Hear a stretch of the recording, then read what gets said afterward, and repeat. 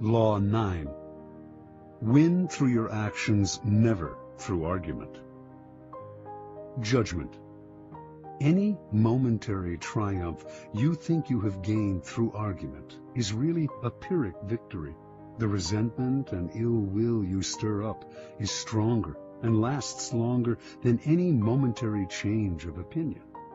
It is much more powerful to get others to agree with you through your actions without saying a word.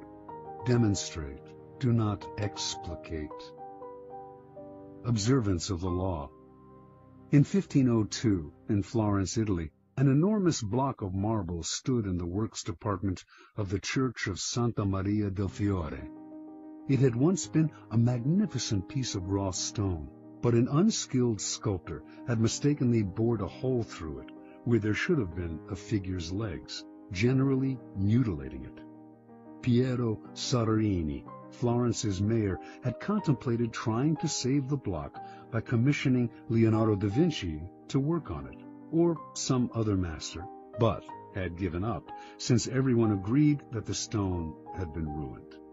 So, despite the money that had been wasted on it, it gathered dust in the dark halls of the church. This was where things stood until some Florentine friends of the great Michelangelo decided to write to the artist, then living in Rome. He alone, they said, could do something with the marble, which was still magnificent raw material. Michelangelo traveled to Florence, examined the stone, and came to the conclusion that he could, in fact, carve a fine figure from it by adapting the pose to the way the rock had been mutilated. Soderini argued that this was a waste of time. Nobody could salvage such a disaster, but he finally agreed to let the artist work on it. Michelangelo decided he would depict a young David, sling in hand. Weeks later, as Michelangelo was putting the final touches on the statue, Soderini entered the studio. Fancying himself a bit of a connoisseur, he studied the huge work and told Michelangelo that while he thought it was magnificent, the nose, he judged, was too big. Michelangelo realized that Soderini was standing in a place right under the giant figure and did not have the proper perspective. Without a word, he gestured for Soderini to follow him up the scaffolding.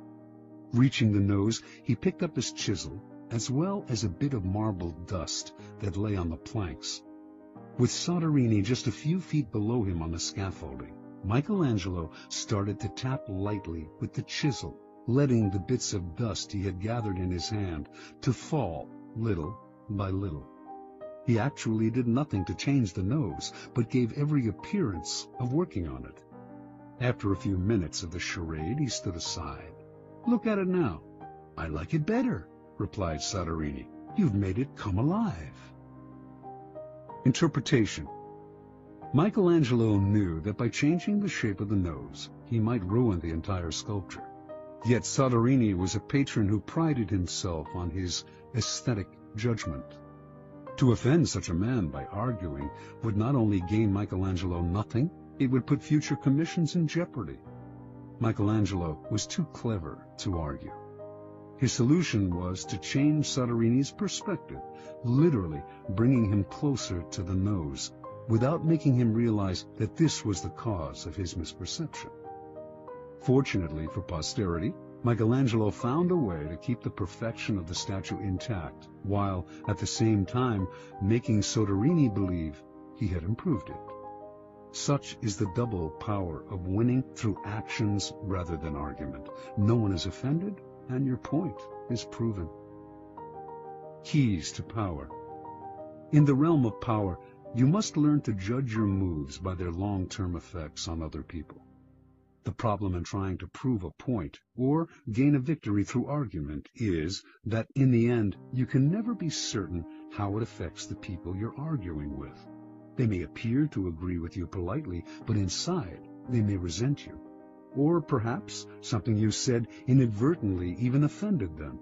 Words have that insidious ability to be interpreted according to the other person's mood and insecurities. Even the best argument has no solid foundation.